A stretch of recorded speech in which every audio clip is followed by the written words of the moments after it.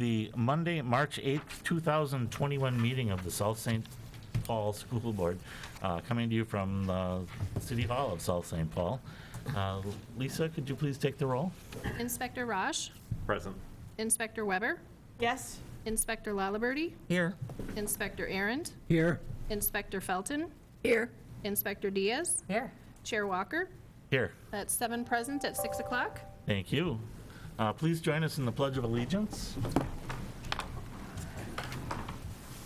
I pledge allegiance to the flag of the United States of America and to the republic for which it stands, one nation, under God, indivisible, with liberty and justice for all.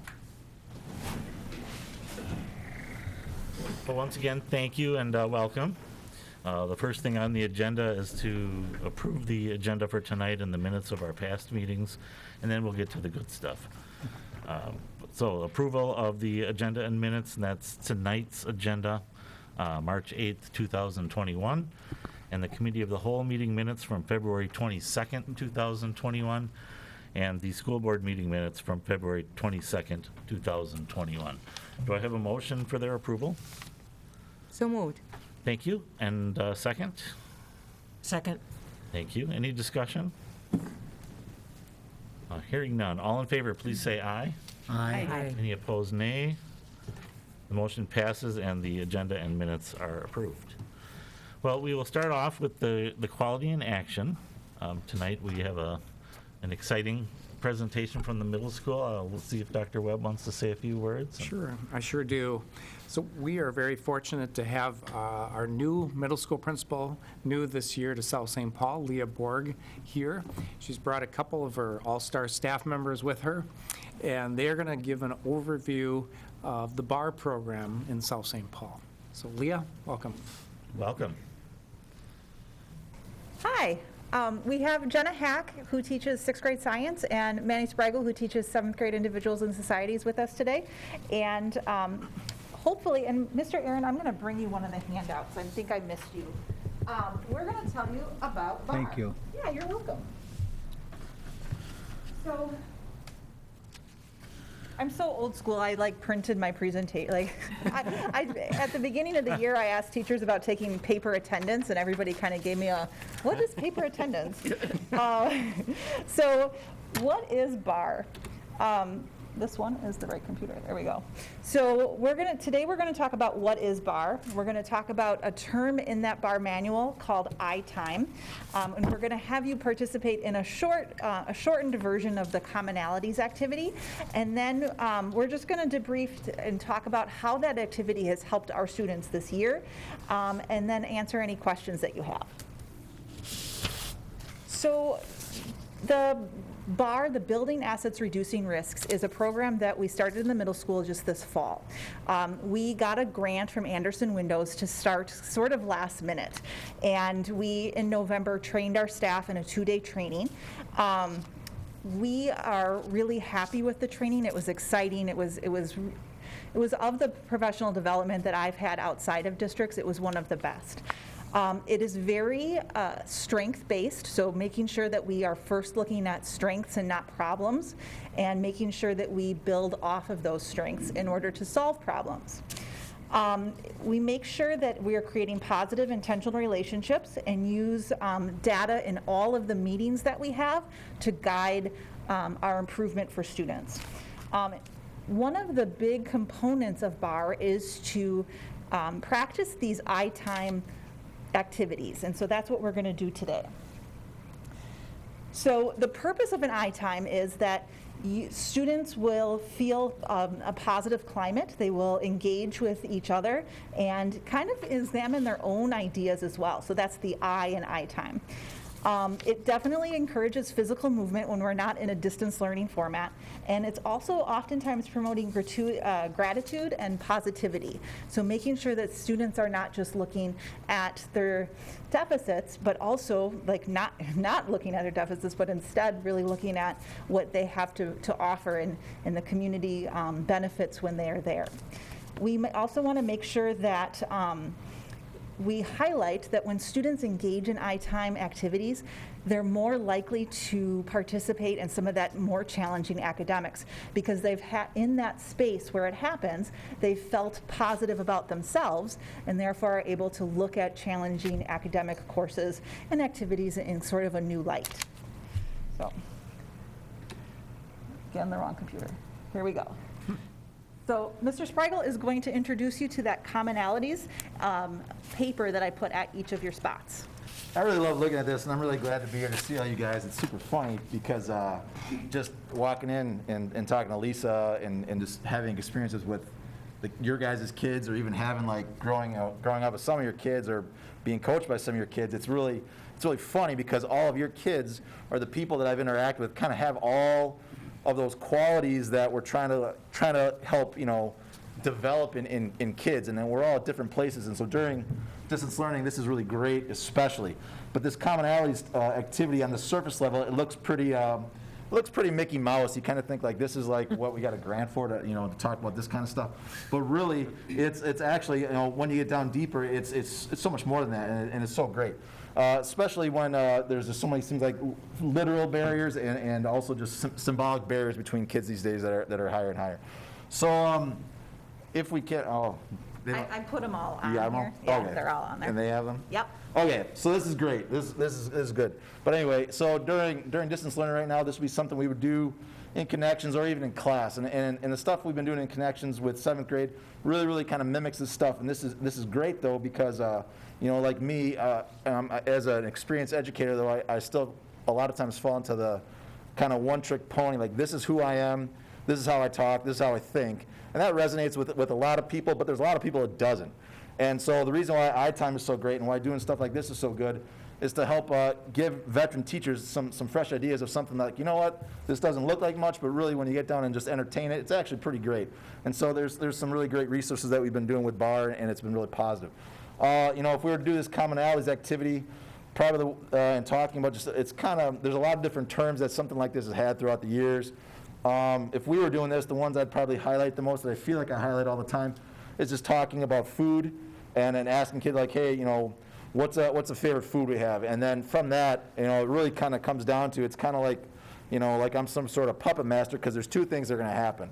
One, there's a bunch of kids who are going to say they like a bunch of certain foods that they didn't know they liked it, and that's something that actually like has a lot of conversation, ends up being really well. But then there's also kids who are like, I don't eat that, I eat this, and then they talk about that, and then the differences. So the cool thing is like these commonalities things find out like, how are we different, how are we same, and how do both of those two things bring us together? And so it never ceases to amaze me that something that seems so simple, I'm like, well, okay, we got a bunch of simple stuff to talk about, but once you get a couple kids going, which, Katie would have been really good at getting the ball rolling with that, or Nathan, or whomever, all your guys' families, they get that ball rolling, and then a couple kids kind of sheepishly like, yeah, I had that down too. That's a commonality. You start talking about that, and that leads to some good conversations. And that's really good for two reasons. It's good for the first reason, because as a teacher, just knowing those simple nuances about the kids, that's really helpful for teaching, and helpful to get my foot in the door for those kids, like I said, that I may not resonate as well with. And then also it's good because then, other kids, you can use those commonality things as you get to know them, as you're going through and doing lessons and stuff, and be like, it shouldn't be so difficult for us to talk about, the whole spectrum of stuff, because, you guys have this in common, this in common, and this in common, like, you really aren't that different. And they're like, all right, let's go through this. And then as time goes on, it ends up being a real good thing. And like I said, that's something we do a lot in connections already, but doing it in class, a lot of times we spend thinking like there's this kind of unwritten pressure of like we got to get through like curriculum and we got to do a lot of learning, and especially, at all levels, but taking the time to intentionally do this stuff, it actually kind of lets you cover more stuff better, because you can get through and get to know them sooner, and that ends up having and yielding a lot of benefits of like getting to have a better conversation and do better things and have more effective lessons in the future when you do things like this. So I guess it has a lot of merit, and it's really fun. And so BARR's been a really good thing in that sense. And there's other good aspects of BARR, but definitely this commonalities piece and talking about the food. And if I had to go through, and talk to you guys about your food to be, being that we're only blocked from the coop, I'm guessing that probably would all say, the Coop, which in high school I'd go there every Friday, and I would support them very much so. But that's one of the iTime activities, and there's a lot of other things to talk about, but we'll keep on rolling. Hold on just a second, Jenna. I wanted to start with you guys doing this, where you would write down, like, turn to the person next to you and like, oh, my favorite book is, and then I was like, we're going to get them started, and then we're going to be here until 10 o'clock at night. And Lisa promised that she wouldn't give me the hook, but I guess if we would have done this, she probably would have been like, all right, middle school, take a walk. But we are really excited also to get to know you and have you guys get to know us. And I shouldn't say you guys.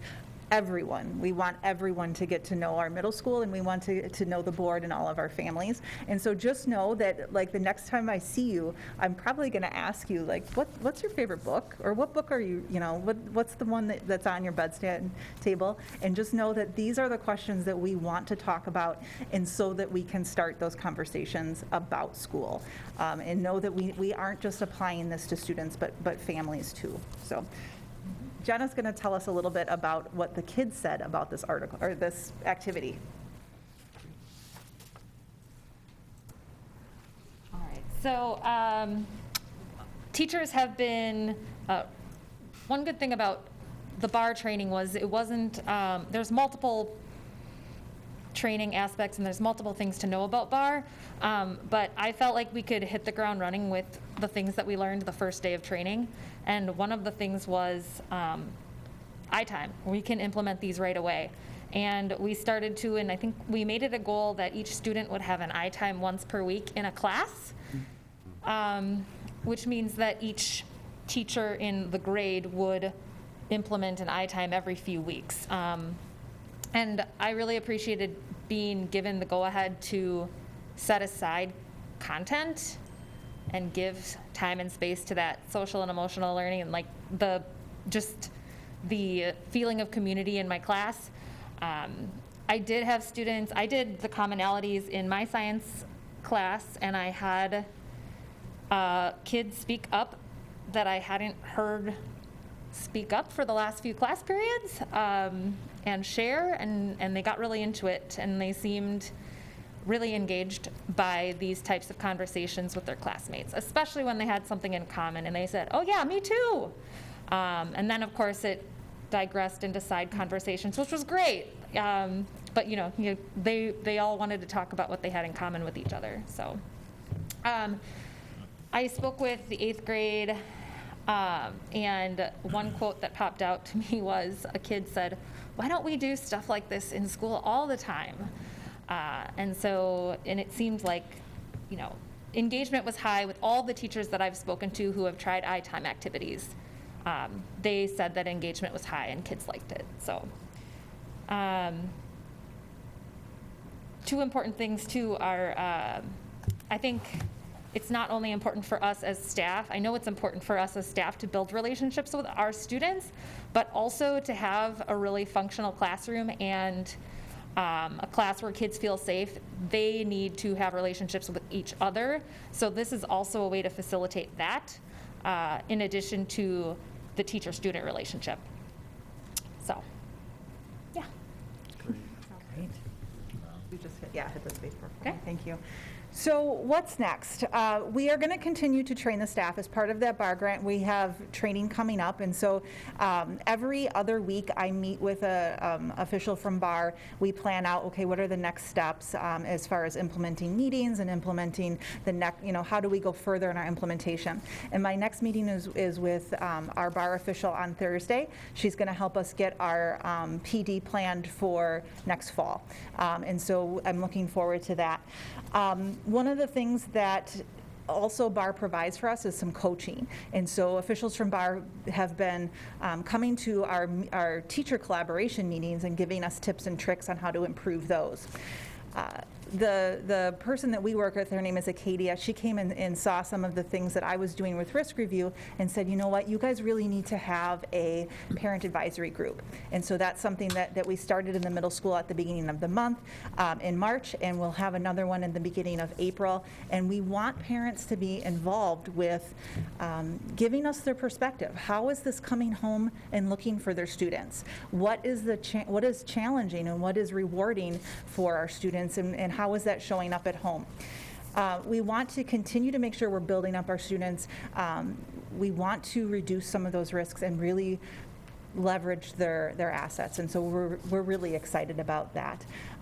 Somebody once said to me at the beginning of the year, we've always been telling teachers to build relationships. How is this any different? And I said, we have been, but oftentimes telling teachers to build relationships is too vague. We need to give them steps. We need to turn them into facilitators, and we can give them that with BARR. And so I'm really thankful for Chuck at the high school for implementing it first and saying, hey, this is really worth it. I'm also thankful for his staff because they implemented it with such fidelity that the people at BARR came and said, hey, this looks like a good thing for your whole district. And when somebody shows up at the beginning of a school year during a pandemic and says, we want to offer you training, I wanted to show them the door. Like, sorry, we're all full here. But it has been really rewarding, and I'm just really glad that we did it. So thank you. I thought we had another slide. Yeah, it's not showing up. But the next slide said, what questions do you have? What questions do you have? So I actually had a couple comments. One was what you were saying was, telling teachers all the time to build relationships, and they're like, yep. But I think it goes to what you were saying, is that you finally were given permission and time and space to do it. That it was told that the curriculum of this is just as important as the curriculum that you were teaching. And that they both are weighted the same. So I think that's so important. As a former school counselor, as a present mental health therapist, this excites me to no end. Like, I want to come to your class. I'm just pumped about it because I think for me the key word here is building. And this is like when parents would give their babies Cheerios, and the baby's like, this is the best job ever. I'm just eating these Cheerios, not knowing that they're building fine motor skill, that, like all these things.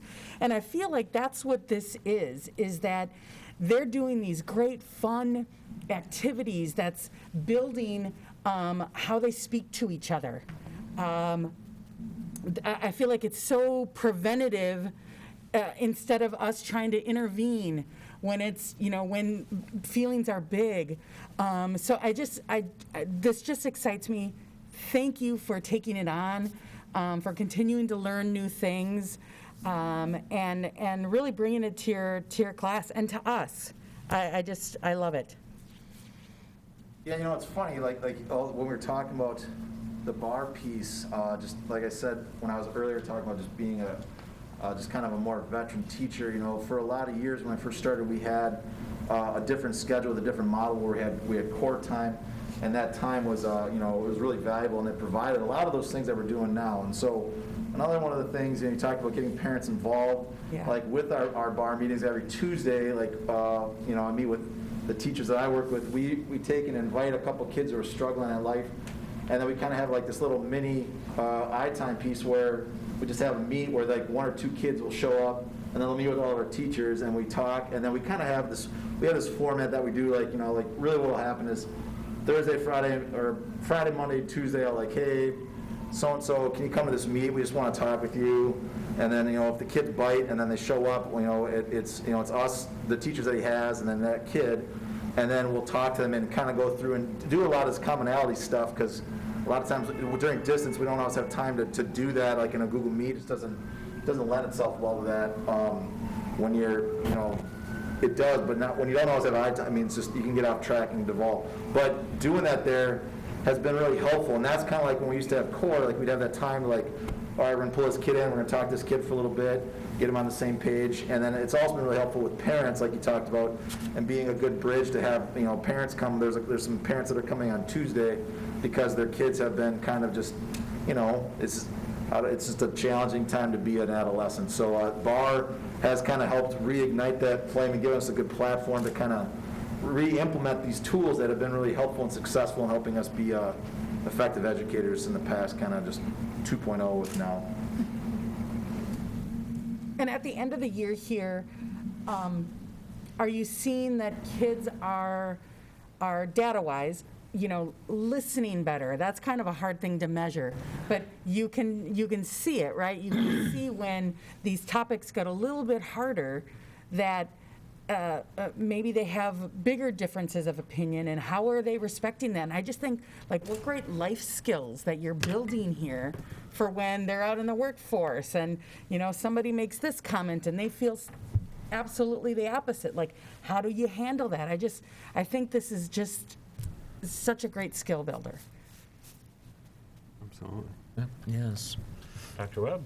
So, just to take some of your quotes from tonight, I've been impressed when you said we've been telling teachers to build relationships with kids for years, but the fact that you're teaching teachers how to build stronger relationships in your classroom, that's what it's all about. Yeah. Don't tell me, will you teach me? Makes all the difference, so thank you. Also the point where you just said it's not only important to have a strong teacher-student relationship, but it's really important to have strong student-to-student relationships, and that it builds both. I thought that was really well said, so thank you. Mm-hmm. Thanks for bringing this in. Yeah, you're welcome. Just flipping through it, and like Linda said, I want to take this class. I want to do this. I would love to have taught this when I was teaching. I think, and this is my 5th year of being on the board, and this, besides career pathways, this excites me beyond measure, because it is about the human piece. It is about heart work as well as brain work. And I can't even begin to tell you how exciting this is, and I'm just really looking forward to hearing more about it and seeing how it's going for you guys. So thank you, like Linda said, thank you for taking this on. It's really important. I also think this year, it has never been harder for teachers to establish relationships for kids than this year. Staring at a bunch of blank Google Meet screens and things like that, to not be able to have that connection that you are so accustomed as a veteran teacher of having in the classroom, being able to just walk up and initiate that conversation, to still be learning new skills about how to relate to students and how to get them to relate to each other, even in the most challenging circumstances possible, I think is really remarkable and speaks really brightly to how that will translate to you when we return to the classroom in person. So, congratulations. Yeah, I think it is about being heard, It's how many of us feel like we're not heard, and this is like, you really want to hear what I think? You really want to hear what's important to me? Wow. Wonderful. Manny, I got a question for you. I've always considered you one of our best extracurricular coaches for our teams. Does this type of instruction and practice apply all to any coaching things that you've done or that you could do in the future? Well, yeah, I guess, there's a lot of philosophies out there about what the purpose of sports are, but for me, everything is kind of about based off of like you guys talked about, having life skills, preparing people for the future, helping them, also just helping them, like you said, feeling heard, feeling validated, feeling like they're a part of something. And like I said, all of us have certain people that seem to gravitate towards us, but definitely there are all sorts of kids that, that I've coached that I haven't I haven't always this year's team, I coach them, but I don't have this great of rapport. So definitely, I think the more I do it, the more reflective I am of trying to be better at listening. It's tough, especially during talking to parents during this when I've had Google Meets. sometimes, like, you guys are kind of, it's like I'm on Punk'd, if you remember that show, because, like, people tell me, like, Mr. Sprague, you look like you're really angry. Like, you look like you're upset, and so I have to kind of be a reflector of a person and listen and try to, like, use some of these strategies, because there definitely are a lot of people that I don't, sorry, there definitely are a lot of people that I don't, like, connect with, so it's really important for me to learn new tricks and evolve, you know, just like, I'm sure you guys are all super good at technology. Awesome. Not me. Thanks, Manny. One more comment. This is the first time learning really of this, but it seems awesome. But I know plenty of adults who could learn also from some of these methods. And I think it also can handle another problem probably in schools, which is bullying, which is also then defined by the other. And when you make someone the other or the outsider. But when you all sit in a room and you all have something in common, then picking on someone, I think, becomes more challenging or less acceptable to the group than as a whole. So have you seen any results in that, or? I was looking at Jenna because I know she's with kids more often than I am, but, and feel free to join me up here. But in this distance learning format, it is really rare to see students bullying each other, because if it is going on, they know to turn their mics off or to do it not, in front of the teacher. So we have seen students interacting more with each other, but we have not yet been able to collect data on if the rate of bullying is going to go down. I'm hopeful that it will because of what you said. It also, there's a separate gauge for every kid about how vulnerable they're willing to be.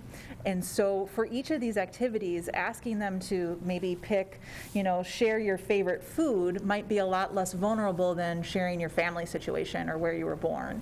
And so as the year goes on and as the students know each other a little bit better, and then that fear of bullying is starting to go away, we'll see that and we'll be able to measure how vulnerable students are being with each other in sort of a frank way. So. Yeah, I don't have any data for it, but I guess I would say the easiest thing to do what you said, like, because it's naive to think that kids aren't rude and mean to each other. I mean, I constantly talk to my own two daughters about how they're unintentionally or intentionally rude to each other. But, like, I think with this and how to help model, like, sometimes I want to, like, coach my kids, like this is what you're supposed to say when someone says that. Like, just the other day at Target, an adult looked at the girls and said something, and they kind of, like, said, yeah. And they kind of looked over it, and I was like, if someone's talking to you, you got to at least look in their general direction. But, like, in the Google Meet, to help them, like, how do you teach kids how to not be a bully? Like, well, the best way is, like, I think, like, doing stuff like this and being the lowest hanging fruit.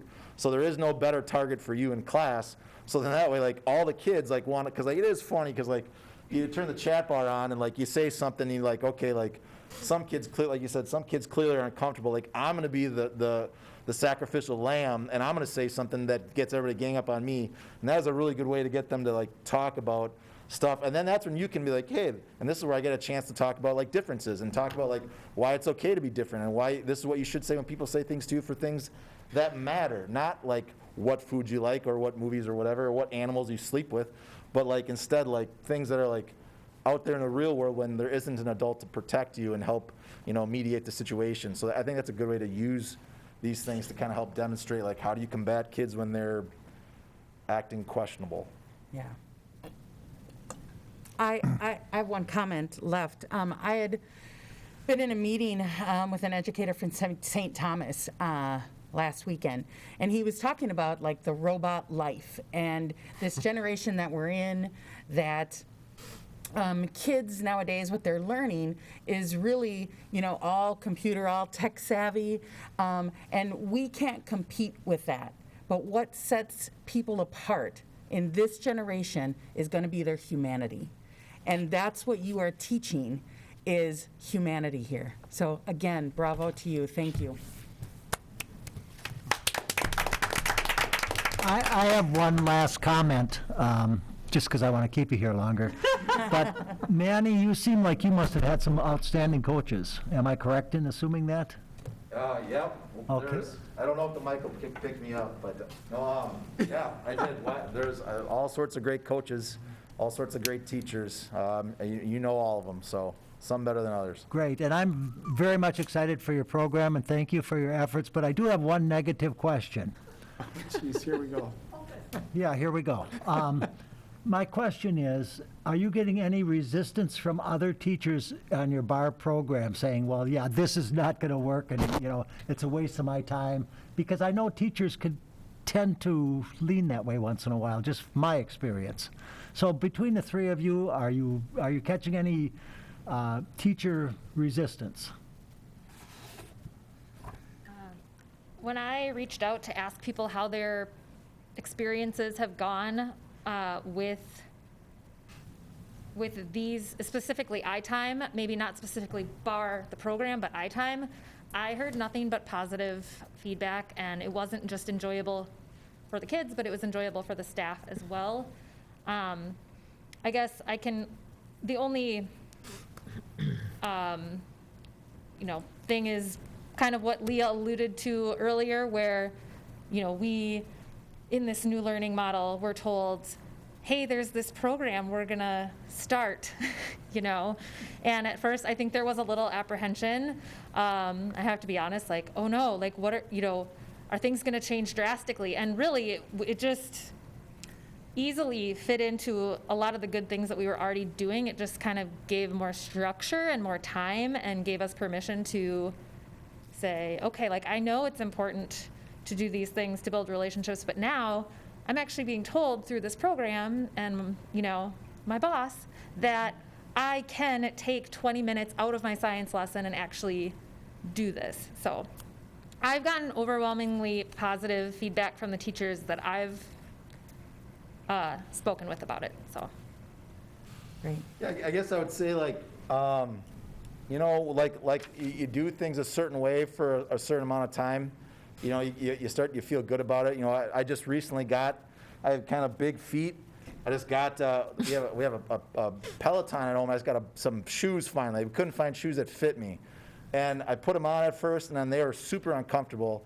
And like I went to 110 cycle or whatever and got some shoes, and they were not comfortable. And I'm like, I don't know if this is a good idea. Like I had the stuff I like to do to exercise, and I didn't want to do that. But I'm like, lots of people really embrace it. So I'm like, I'm going to keep doing it, and I'm going to keep doing it. And finally, like, not only do the shoes fit well, like they're really comfy, and I'm feeling pretty good about my exercise output. So my point is that, like, I think for people who are established teachers, there's definitely some natural cynicism. It's human nature to like, you want me to change my routine? I've been doing this. I mean, look at distance learning. I mean, there's a lot of good examples of teachers saying like, we're going to do school this way. What are you? We're on TV. What are you thinking?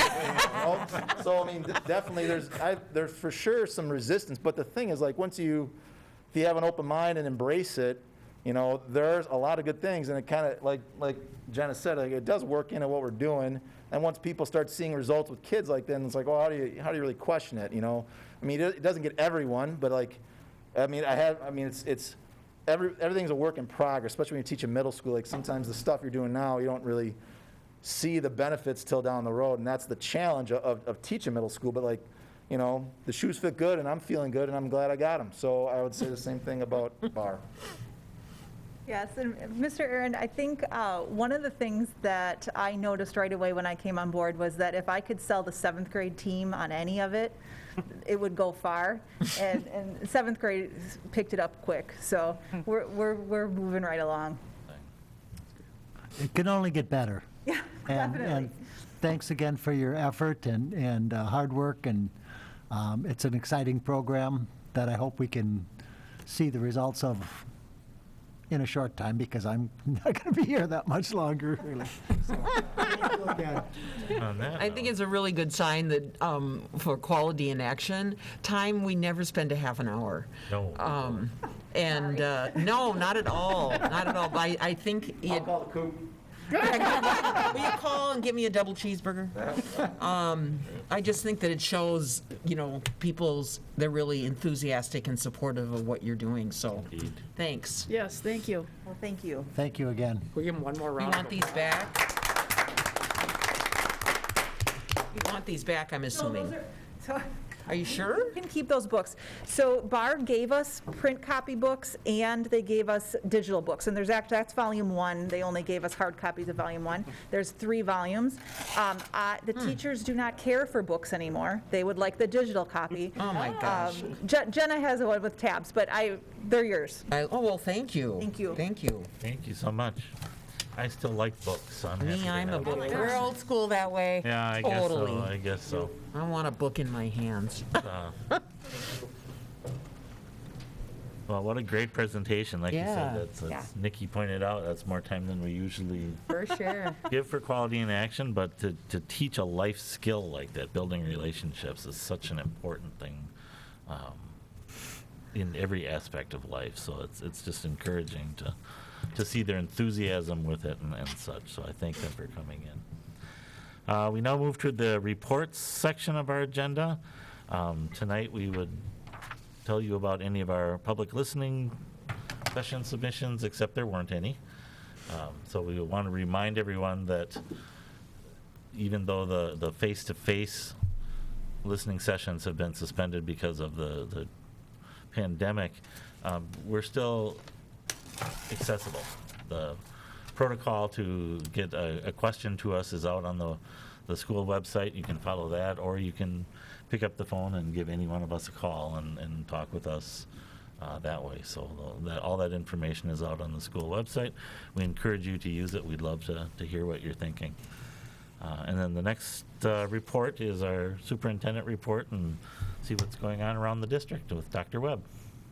Good evening, and before I start tonight's report, just a shout out to Chad Schmidt, who's also here tonight. You know, Chad fielded the question about during this fall, in a pandemic, would 3 more of your schools like to start a brand-new project called BARR? And so Chad got into that water, and the first answer out of the chute was no, no, and no. And then we warmed up to it, and Leah and Terry and Mike all shifted into yes, yes, and yes. So, and it's a lot in a pandemic to take on a new initiative and to take your staff in a new direction in the middle of the year. So just a shout out to our principals, to our director of learning, to say yes in a pandemic, to help go in a new direction when it's the right direction. Even right directions are hard to say yes to in a pandemic. So just a shout out to all of them. Superintendent update for tonight. We have just a lot of great highlights from around the district. We have our return to in-person learning at the secondary beginning on St. Patrick's Day. We will begin and kick off March 17th as we lift off a new trimester. We'll be reopening the secondary. You know that our elementaries have rolled back K2 and then 3-5. Now we'll be bringing back 6-12 at the start of 3rd trimester. So we're excited about that. We know that at Lincoln Center we had nearly 100 staff and students in quarantine. We still do for another week. So when we have an outbreak, we have to respond, and we did. We know that created some challenges for our families and for our staff and our kids. We're just doing our best to keep everybody safe. We have some information for families that qualify for free and reduced lunch. The state is trying to make it easier and easier in a pandemic. And for families that maybe have a changed or a challenging financial situation, if they haven't filled out their free and reduced lunch application, there's still time to do so. It does qualify them for state benefits, and those can get sent directly to their homes, and they will be here at the end of March from the state. So we want to give that just extra attention tonight, and we call it PEBT to help all those families in need. This past weekend was a blast to see Shakespeare 90 minutes of Shakespeare and all the works of Shakespeare into one just fun production. Shout out to our theater students and staff for another great production. We got an up-close look at a 5th grade pottery lesson here and using the pottery wheel. I don't know if you've done that, but it gets a little wacky if it's not centered well, so a shout out to them. This is one of our PYP units dissecting the Lima bean seed. So just some great shots that we got inside of our building. We have a number of upcoming calendar events. Part of our partnership with our tri-district, we're doing more and more things like virtual job fairs, and we have ability to just connect with multiple employers for students that are in search of a upcoming job. We have ACT prep courses that are able to be offered through our tri-district as well. So a lot of great additional opportunities through that partnership. We have a couple of our key dates listed here. Again, we're excited about trimester 3 returning in person for grades 6 through 12, and you can see the rest on the list. If you want any of our materials, here's the tree diagram to follow, and I'll go back to you, Chris. Thank you, Dr. Webb. Next on the agenda is the consent items, which include the financial claims and the staffing. Do I have a motion for the approval of the consent agenda? So moved. Thank you. And a second? Second. Thank you. Any discussion? Yes. Chris? Yes, Wendy. I would just like to point out under staff, the staff section here, that we do have 4 retirements listed on our list today. And having worked personally with 3 out of these 4 staff members, Pat Hagee, who's an elementary teacher at Lincoln Center, she had my grandson 16 years ago, and I volunteered in her classroom quite frequently, got to know her well. And then our early childhood family education program, Rosie Crumry, who has been the secretary there for many, many years, and Judy Marty, who's been one of the instructors there, are both retiring at the end of this school year. And I want to put out a personal thank you to both of them, having worked with them when I worked for community education many years ago. And then also for Floyd Sutherland, who's one of our music instructors, vocal music, having seen so many of his programs over the many years.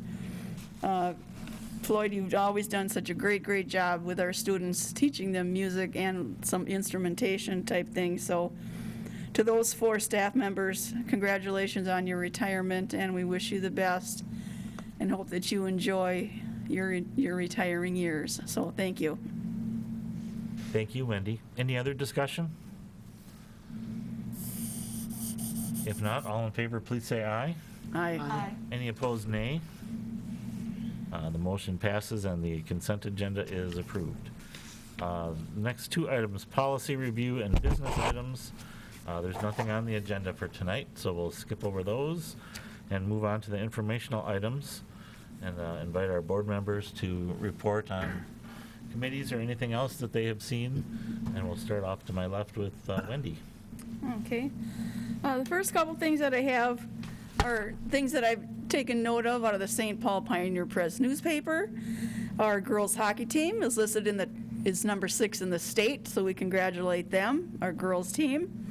And our boys basketball team, as I have mentioned before, they are our conference leaders, so congratulations to the boys team. And I want to put a huge thank you out to the Kaposia PTA last week when they did their online auction fundraiser.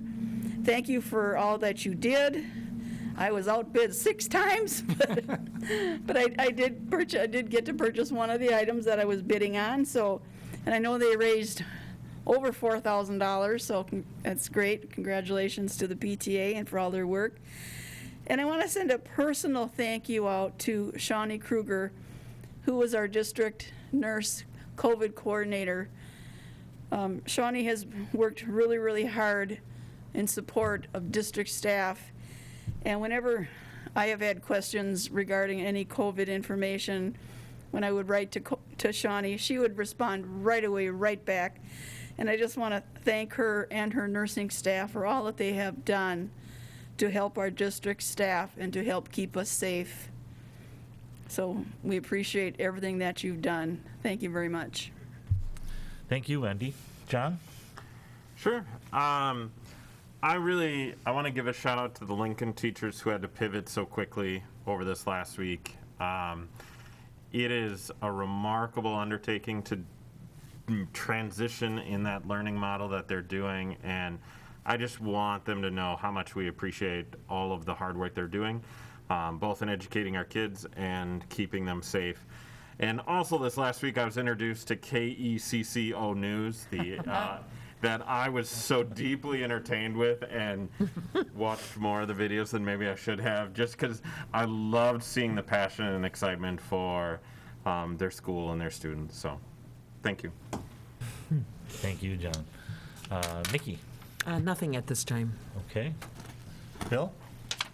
I just want to give a shout out to the boys basketball team, and I watched a game on Town Square Television, and there was quite a bit of controversy, and I was totally blown away by the way the young men conducted themselves. And then Saturday they clinched the East Metro Conference Championship for the first time since I can remember, and I can go back at least 60 years. So shout out to the boys, the coach, and the outstanding gentleman that he is raising and teaching. Okay. Thanks, Bill. As Dr. Webb said, the theater department did the complete works of Shakespeare, all virtually being streamed, and just the adaptation that they've been able to do to still present the arts to our community. I'm just blown away by the creativity that was involved. And similar to Wendy, I want to give a shout out to Shawnee and to all the nursing and medical staff in our district who have just done a phenomenal job of keeping people safe, of letting them know about vaccine availability, answering questions. Just every single time I've had to reach out, again, instantaneous responses, and I've just been very impressed with the skill that's been handled with. All right. Thank you, Monica. And Linda? Surprisingly, nothing. I will point out, because it's something in my past, that the gymnastics team finished their season as well and had a lot of improvement from the young gymnasts, so I want to give them some credit and acknowledgement as well. So, all right, and then we'll move on to our closed session. We are having a closed session tonight, and that is to consider and develop offers for the purchase of real property pursuant to Minnesota Statute 13D-05, Subdivision 3C. Stick with me here. With the properties in question identified by tax parcel IDs that are listed in the agenda, and known as Jefferson Site, and again, more tax parcels, making up the portion of the high school practice fields off Composure Boulevard and 3rd Street, and the tax parcel known as the Central Square Community Center. So we will be going into a closed session. I'm looking for a motion to close the meeting. So moved. And a second? Second. Thank you. Any discussion? All in favor, please say aye. Aye. Any opposed, nay? And the motion passes, and we are in a closed session now.